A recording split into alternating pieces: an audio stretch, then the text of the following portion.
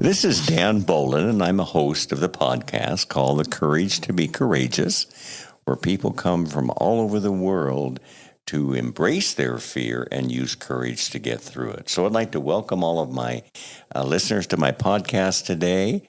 Again, thank you all for your nice reviews on my podcast. I want to encourage those that see the podcast to go on my website, which is www.danbolen.com, and you can listen to the podcast there. They're also on Spotify, and they're also on YouTube as well. So we really want you to make comments, especially if one's really had an impact on your life. Those comments would be greatly appreciated by our guests on our podcast as well. We have a great guest today, and I'd like to welcome Rich T. to our program today.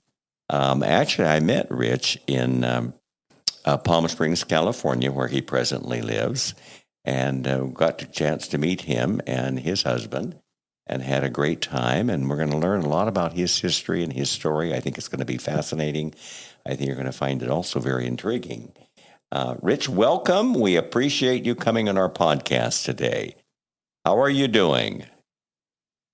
Dan, I'm doing great. Weather has cooled off. Palm Springs is beautiful. Yes. In fact, John and I will be down there this weekend doing the Pride Run down in Palm Springs, and looking forward to meet you and your husband, Rich, as well, too. Just a little bit about Rich. I know you have a Bachelor's of Science in Hospitality Management, and I believe you were in that industry for about 10 years, and then were 10 years, I believe, in the purchasing or procurement area. Did I get that correct? 10 years in the hospitality industry, and then approximately 20 plus years in the purchasing procurement end. Okay, great. That sounds great. Well, Rich, tell us a little bit about the history of your story and how you knew that you were different and that you knew that you were, let's say, gay. Maybe at the time didn't know what the word meant, but you knew you were different than other boys your age. Tell us a little bit about that. I know you grew up in sports and you were very, very good at sports. So give us some history on that, if you would, please. Well, Dan, I grew up in a big family. I have 3 older brothers and 3 younger siblings, and I was the middle child of 2 different marriages, and grew up like any other kid on the street, playing sports with all your buddies and hanging out, and was raised Catholic because my stepfather's father's sisters, I guess would be my great aunts, are both nuns. And so was going to church, doing all those things.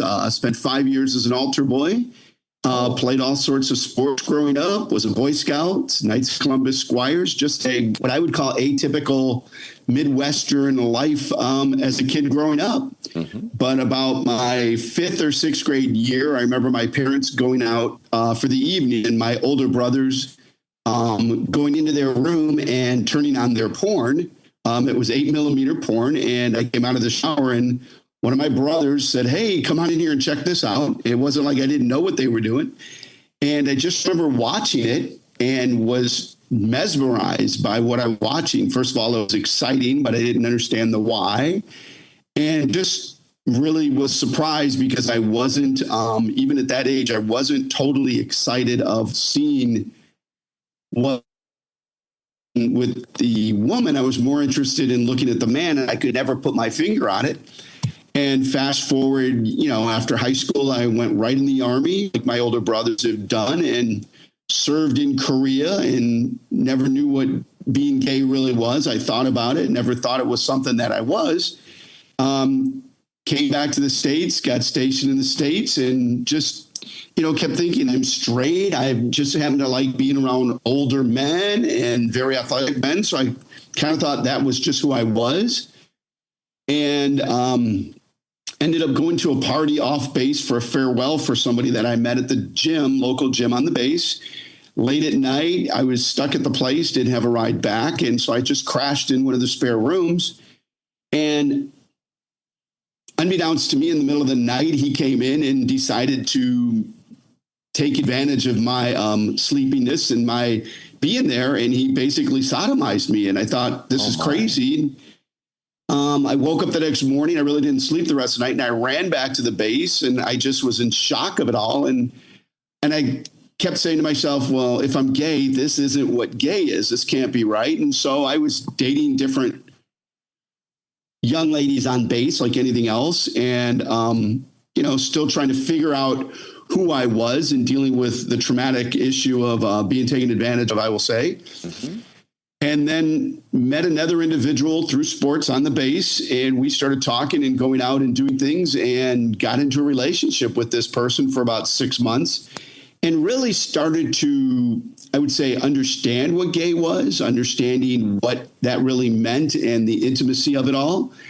And I thought, okay, this is what my life is. And I thought, this is what I'm going to be. Although I wasn't happy, I thought, I wanted to get married, have a wife and kids. And then his assignment came up and he transferred out. And about 2 months later, I was working out once again at the gym, and I met a young lady, fell head over heels. And within a few months, we were engaged, and I wanted to get married, but I was also on orders to Germany. So I put everything into trying to be straight, trying to live this life. And she didn't want to get married and go to Germany, and she didn't want to get married and have me do a 2-year unaccompanied tour. So we stayed engaged, and I went off to Germany, and we stayed in contact for the next year. All the things that you would do with somebody you love. Yes. And I came back to visit during the Christmas holidays, and it just didn't work. I just kept thinking there's something not right about this. And we kind of put the engagement on hold. And then I went back to Germany. So when you said there was something not right about it, what was in your mind that was not right about it? I was still dealing with my attractions to what I was attracted to. I wasn't acting on them. I could see myself working out at the gym. I'd see somebody attractive, but I wouldn't extend the invitation to do anything. And I kept thinking, why am I attracted to this person? But I'm trying to be straight and trying to get married, and I want to have kids, and I want to do all the things that when you're growing up, you think you need to do. Right. I got back to Germany, and I knew that I wasn't going to get married. I felt that wasn't going to work. And if somebody I knew from the base I was at in the States was in Germany, and he called me up and said, hey, do you want to go skiing? And we went skiing, went to Austria, and we skied, and we played around all weekend on top of it, having sex and everything else. And once again, I was torn between what the military says you should be and what I think I should be and what I wanted to be. And that relationship, or whatever you want to call it, lasted about 8 months. And then he transferred back to the States, and I was kind of left to my own devices. I was about a year from leaving the military. I knew I wasn't going to re-enlist. And so I had time to think about it, had time to figure out what I wanted. And I left the military after 7 years of active duty, because I knew if I kept going down this path that sooner or later I would get in trouble for being a single male, and they'd put 2 and 2 together. So I left the military and went to college full time. And I got out of the Army, and within a couple of weeks, I found myself back to a very tough time in my life. I started dating a young lady, even though I knew I was gay, and, she wanted more of my time than I could offer. And so we were about a month into it, and I finally just said to her, I said, I can't do this. And I didn't talk about the sexuality part of it. I just said that I left the Army to get a degree. I left the Army to work. I left the Army to concentrate on my swimming and diving athletics. And I didn't have time to engage in a relationship. I didn't have time to be a boyfriend. So it was my way of not telling her I was gay, but another way of letting her down so that I could move on to decide what was best for my life. Now, when you were in the military, I believe that there were, 2 colonels that were in the military that were married and had children, and they were acting out sexually with you. Did you find, is that a true statement? Because that's a very true statement. Tell us a little bit about how you were handling it and how they were handling it, because there's a lot of on their part, a lot of deceit and hiding on their part. And these are high up people in the military. They're colonels. Tell us a little bit about what you were feeling at the time this was going on. Well, while it's going on, you're feeling like you're letting somebody down. You know the person's married, you know they have a wife, they have kids, and you're torn between, you know it's wrong, but it feels so good it's right. Right. And at the same time, you're dealing with your own truth of who you are. And, you know, one of the best conversations I had was in the States with the colonel, and I told him I want to get married. I want to have what you have. I want to have a wife. I want to have kids. I want to, you know, be a grandparent at some point. And he sat me down and he said, do what you need to do so you don't end up in where I'm at. So you don't end up in your 40s with a wife who doesn't know, and kids that, you know, if they knew as a young age, would be just destroyed. And so I kind of looked at that, but then he left and went away from our duty station. And I thought, well, that gives me some time to think about it, but I still want to get married. I still want to have a wife and kids. And I met this young lady who was a college student. And we had a great relationship. We were open. We didn't talk about sexuality, so it wasn't like I was trying to tell her I was gay, but we had an intimate relationship. And so I thought, oh, okay, so see, I'm not like him. I can still be married and not be attracted to men. And so I spent the first year in Germany on what I called the celibacy tour. I was in Germany not having sex and dreaming of getting married, or thinking about getting married and dreaming about what it would have been like to stay with the colonel. Mm-hmm. And I ended up in this second relationship with another colonel who happened to be at the same base as me that had come to Germany. And once again, he was married, a wife and a couple kids. And it was, how do I separate what's right and wrong? And then I kept thinking, I don't have to separate it. I have the least to lose in this. I mean, the worst thing that could happen is they can throw me out of the army, but I'm an enlisted guy. But then I started looking at it, the thing to do is throw everybody out of the army. So he retired from the military and I was still in Germany. And I really I was probably a mess psychologically. On one hand, I was still wanting to get married. On the other hand, I knew I was gay. And I knew I didn't want to date married men my whole life because there's no end. There's no light at the end of the tunnel. It's great while it's going on, but there's nothing there for it. Yes, I get that as well, too. So then you're back in the States, you're out of the Army now, you're getting your degree. The woman that at one time you were engaged to, you called that off. So tell me how it went from there. How did you get through that and where you're at with it today? Well, how I get through that is I got out of the Army. I stopped off to see her before going to California to go to school. We had a long talk. We basically ended the engagement. There was no talk of the sex. Felt that it wasn't worth trying to tell her that I'm gay and I'm going to go live this life.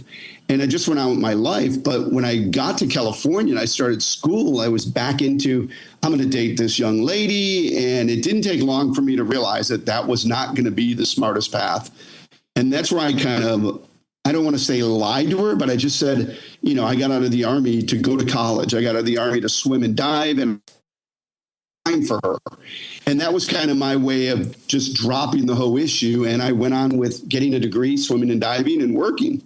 So I pushed myself into everything except a relationship at that time. Living in an area where there were bars. Do you think part of it at the time, Rich, was shame and confusion, trying to be something that you really are not, knowing, and you're keeping yourself busy doing all those things because you don't have to think about who you really are? That you're a gay man? I think a lot of it is shame. A lot of it is, you grow up in a Catholic church, you're an altar boy, you're a Boy Scout, you do all these things, you join the Army to serve your country, which I absolutely loved. And then you're ashamed because who you are isn't who you've been for the last umpteen years. Gotcha. And when I ended it with her, I didn't want her to felt like she dated a gay guy. So I just gave her I'm too busy and this isn't going to work.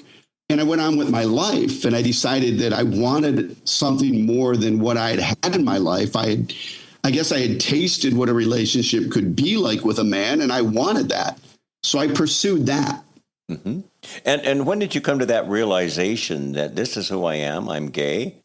I need to get be my authentic self. Was that a kind of an aha moment for you, or did you, because it sounds like you were resisting yourself for a while.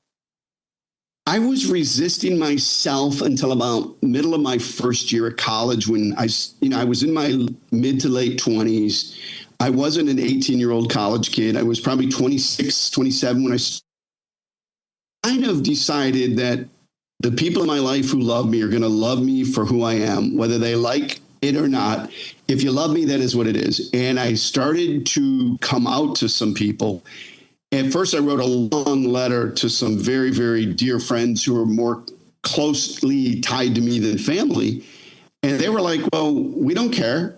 We just want you to be happy. And we want you to come back here. And we want you to live here. And, and there was none of this, well, we think you're crazy. That can't be who you are. And I started to just feel more comfortable with it. And I knew I was going down the right path. I knew that I no longer had to get married because the Army says you should have a wife and kids. And that's how you prove you're a good soldier and a good married man and you're straight. I decided that I couldn't have a military career, and I got out.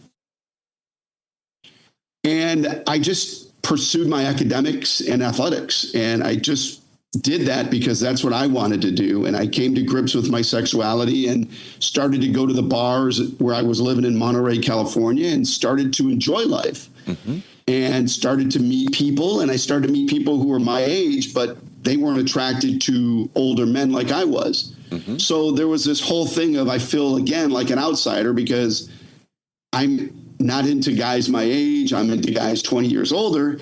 And I just didn't know how to pursue that because most of the guys older were married. And then once again, I met somebody who I really liked, but he was married and I didn't pursue a relationship, but we became extremely close friends. And I just left it to say I would never sleep with this guy, have sex with him, or engage in a relationship. And I never said to him, until you leave your wife. I just left it alone. And then about a year later, he did leave his wife. And about a month later, we started in a intimate relationship.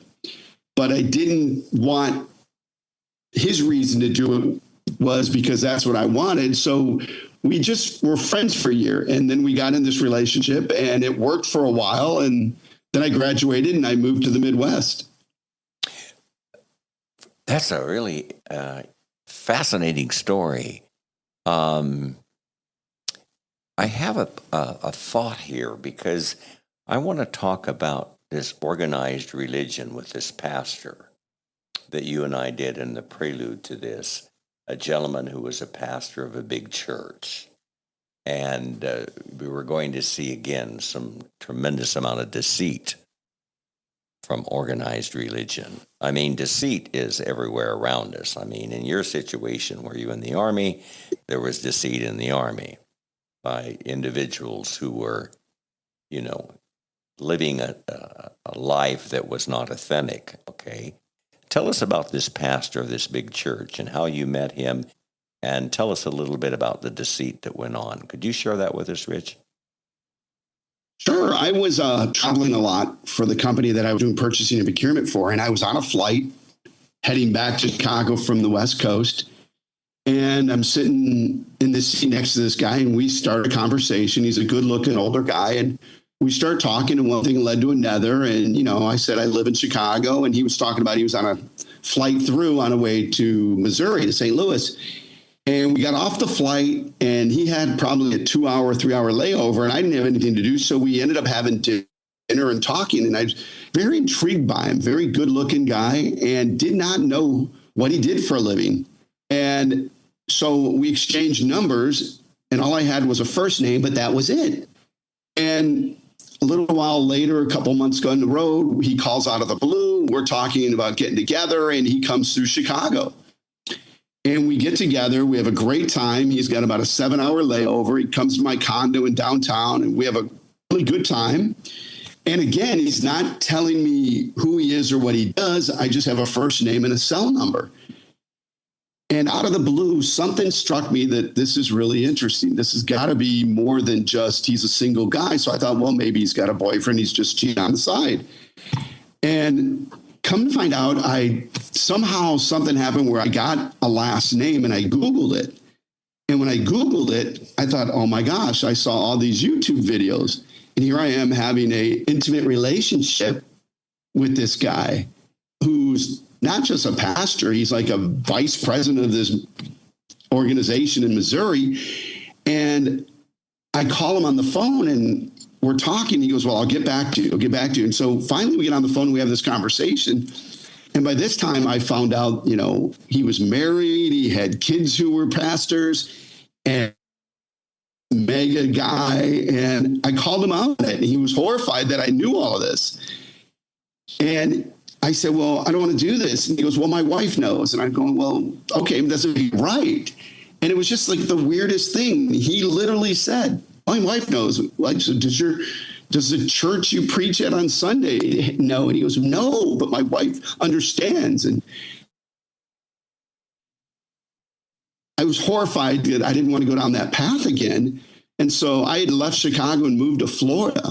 And we had not talked in months, years probably. And all of a sudden, I see the number on my phone and he leaves a message. So I call him back and I said, well, I don't live in Chicago. He goes, oh, I was coming through. I'd hope to talk to you, meet you for dinner. And I said, I moved to Florida. And I was kind of vague about where I lived. I didn't say much. And later, I'm at the bar in Manners, Florida, near Fort Lauderdale. And I'm sitting there talking to a friend, having a drink, and he walks in the bar, and he's at this bar restaurant, and he sits at a table. And so I decide I'm going to go say hello, but I'm a little confused. And he's with a guy, and they're in a gay bar in Wilton Manor. And so we start talking, and okay, this is what he's doing, and I want really nothing to do with him because I know that that's not a relationship I want to be in. And it's not somebody I want to be around. And I said to him, I said, you still married? Yes. And, he tells me all these things, but it just led me to believe that his whole life had been about lying. And I ended it. I walked out. The next day I went to this place called Club Lauderdale to lay by the pool with some friends. And there he is again. And it just amazes me that he was so brazen to openly be in a gay bar, in a gay bathhouse, and at the same time staying with another guy, and they're walking around having fun in the bathhouse. And he came over to talk to me, and I was with some people who want to hang out with him, but I talked to him because I tried to be nice, but it was just, I didn't understand the whole deceitfulness. I thought I can't do it. And so I've kind of disconnected from him and moved on with my life. And I want to share something with you without obviously releasing information of who it is, but this is a large megachurch, and he's one of the top leaders of the megachurch, and here they're preaching about the sin of homosexuality, and you're going to go to hell if you practice it from the pulpit, and yet he's living that type of a life. Talk to me. I mean, can you imagine any more hypocrisy? And that shows you what organized religion, what they preach is not what they do. And I think that is a powerful statement for our podcast listeners to realize. And I'm not saying this to condemn all religion, but what I am saying, here we're talking about people high up, a vice president, still practicing at that same church, and his kids are pastors, and he's living this type of life and condemning LGBTQ people from the pulpit, at the same time living a life where he is actually having intimacy with men. And that, to me, is a form of hypocrisy. Just big hypocrisy is all I'm saying. And I really appreciate, Rich, you taking the awareness and saying, and the courage to say, I'm not doing this with my life. I'm not doing with this because, it's like somebody is such a hypocrisy. You say, well, how do I know if they're lying? Well, are their lips moving? So that shows you what it is. That's a type of hypocrisy that he was doing. And I think you even mentioned one of the gentlemen he was with, they'd been together 10 years. Did you say he had been with this? Well, interesting enough, he had said they'd been friends for 10 years. Oh, so 10 I years, just okay. took that to whatever that meant. And, the interesting thing is that, I try not to judge people, but here I am judging. I mean, I grew up in the Catholic Church, so you want to talk about hypocrisy. Yeah. One of the things is that I enjoy being Catholic. I like my Catholic religion. I was very well connected. And even though I know that it's hypocrisy that route, I was glad that I attended a church that knew who I was and didn't judge me or hold anything against me. And we had an LGBT group in my church, my Catholic church, that we had a group and we'd meet and we'd talk and we were very much involved in things. And so it was a different world. In this guy's case, life is now passed. He's moved on with his life, I hope. I haven't talked to him in probably 4 years, 3-4 years. But it was just amazing because one of the things I said to him was like, first of all, you didn't tell me everything. You lived in Missouri. And then to find out that, you're a general director of this place and now you have a wife and your kids. And I think it was horrifying to him that I knew this much about him because he wouldn't share this. And I kind of said, like, I have more to give in life and I want more out of life than want to be somebody's trick on the side. And he just went about his business at the bathhouse. It was just like, well, this is, I do this because, I enjoy it and I like traveling the world. I like preaching. I said, but you preach hatred on Sunday and you preach hatred to your people. So if, and I said to him, does your church have an LGBT group? And he goes, no. And I said, well, see, at least in my church, in the Catholic church where I go, we have a group. Well, who's gay? We're not hiding from anybody. So when I'm sitting next to you at church on Sunday, I'm not hiding who I am. You know who I am. And but he's hiding who he is. Different. Oh, he's hiding big time. And, I talked to somebody who was chatting with somebody about 6 months ago in Florida. And I just casually saw what's going on. Everything's normal with COVID. And he says, yeah. And he goes, remember the guy you were telling me about from the church in Missouri? And I said, yeah. He goes, oh, he's down here once a month now. I'm like, oh, my gosh. And so he's, it's once again, life. He's got to figure out, it's like his wife is gone. And I know that because he mentioned that. And I said, so she died a broken heart because you could never come to grips with your sexuality. And why don't you just come out and retire from the church? And he was like, well, I can't do that. Well, all right. Well, then I don't want to sleep with you. I don't want to have sex with you. And I really don't even want to talk to you. And I kind of just left it at that. Mm-hmm. And the friends I was with at the bathhouse, they've got a great outdoor there. And we were laying by the pool and they just looked at me and started laughing at this. And he got up and walked away and they were like, wow. What an ass, this guy's a jerk. Mm-hmm. And I thought I was being rude, but I just thought I deserve better in life. I kind of live my life on my terms and I'm not perfect, but I'm better at being true to myself. Mm-hmm. And so as when I moved to California, I decided I wasn't going to be ashamed of being gay and being in a married relationship with somebody. And I wasn't going to be ashamed of having my partner with me, even though he's 17 years older than me. Mm-hmm. This is what life is. And I've just taken the approach that if you like me, great. If you love me, it's even better. I have a lot to give. And if you think that I'm doing is wrong or indifferent, well, I'm sorry. We're living a good life. We're happy doing what we're doing. And I think with him too, and you made some really powerful comments about he's dealing with his own shame. He's dealing with his own self. And as long as he doesn't deal with his shame of what he's doing, he's not going to change. Because until you can deal with who you are as a person, then you really can't get your life together in a healthy way. I think shame and guilt and mistrust, he's probably lived that so much of his life. I just hope that someday he'll be able to come to peace with himself. I think that's what's necessary in his behalf. And I hope that happens for him. I don't think it'll ever happen. I think, one, he's a controlling person. So he likes to control the message. He likes to be in control if you go to dinner. He likes to be in control if you're sitting at a bar. He likes to be in control in the bedroom. It's his. I think what he's done his whole life is that he's controlled the narrative.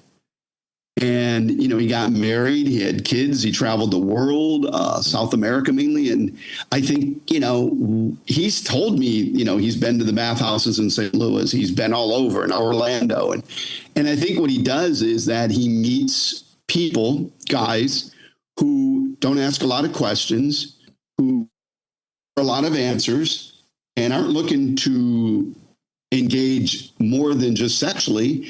And it's his way of doing his thing and controlling the narrative. I understand. And I think I kind of shell shocked him because I knew more about him than he ever told me. Mm-hmm. And he said, well, how did you learn this? And I said, it's called Google.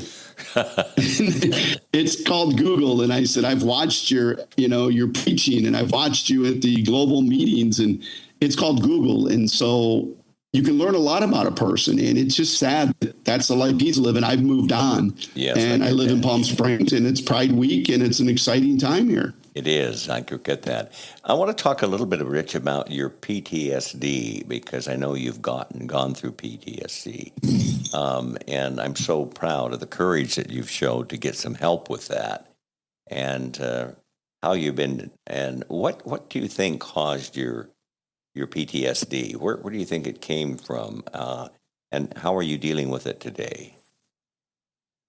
Well, I think it did come from the military. We had a very bad vehicle accident on a radar site in Korea where the vehicle went off the mountain, and I was responsible for driving up the emergency crews to the accident from the radar site and bringing the bodies back up. And I lived with nightmares from that because I was supposed to be in that vehicle going back to base. Oh, my. And I think I think the sodomization in Texas had something to do with it, where this wasn't a relationship. I was inviting this. It just happened. And I kind of, for years afterwards, even while in the military, I seeked out my pastors at church, my priest at church, and talked about things, but never really opened up to about everything. And then finally, I started to get help in the civilian world. And about 5 years, I finally talked to the VA and started laying some more things down, telling them about it, and was evaluated, and therapy calls every other week with the VA, dealing with stress and things, and it helps. As I tell people, because I go, well, you served on active duty, not during wartime. And I said, until you served in the shoes of a soldier, you don't know what their day was like 7 days a week, 365 days a year, what things we see as we do. That's true, yeah. And, a lot of it is you compartmentalize things and you try to come to grips with it. And what you do is you hide it. I think a lot of it had to do with, sexuality, hiding it and compartmentalizing it and trying to figure out. So the best news is that I am dealing with it, and I'm getting the help I need, and it's making my life better. And afraid to say, hey, I have PTSD, and I'm okay with it. I'm very close with my unit from Germany. We had 7 reunions since 2009. I've been to 5 of them. And there's no secrets. So it's not like I go to a reunion and go, oh, my wife and kids or my girlfriend, they all know I'm gay. So that makes being part of the group easier. Nobody's holding judgment on you. And, so now we go to reunions, we talk about our medical issues. We're all over 55 to 70, and we're all talking about what things our bodies have been through and what things we're going through. So it makes it easier to discuss when you come to terms with it. Excellent. And I think it takes a lot of courage on your part to get the help you needed, to be able to find people that support you through your PTSD and continue to work on that. I'm so proud of the courage, Rich, that you showed to do that. It takes a lot of courage to do that. Whenever you need something, get help. Get help. Don't just put it under the rug, because when you put it under the rug, it just gets bigger and bigger and bigger. So one of the things I always ask my guests on my podcast, you've got an incredible story of courage. You've got an incredible story of being able to deal with your issues of PTSD. What would your story or your life been for people that are listening to this podcast that you would like to say to them to kind of summarize what they could get from your story? What would you like to say from theirs? What would you like to say to our podcast? The world we live in today, I think the sooner you can come to grips with accepting who you are and learning to love yourself and let the people who truly love you know who you are so that they're not loving a fake persona of you. I look back at my life, and the interesting thing is I was in contact with the colonel stateside assignment, and we maintained a friendship for years, but he's never come to grips with who he is, even though his wife knows, and she's called him out on it.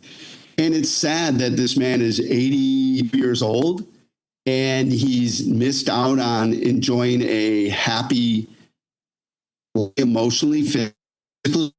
He got married while he was in the military and had a wife and kids, but it was a green light for him to move on and be who he truly should be. And I'm kind of glad I didn't wait long.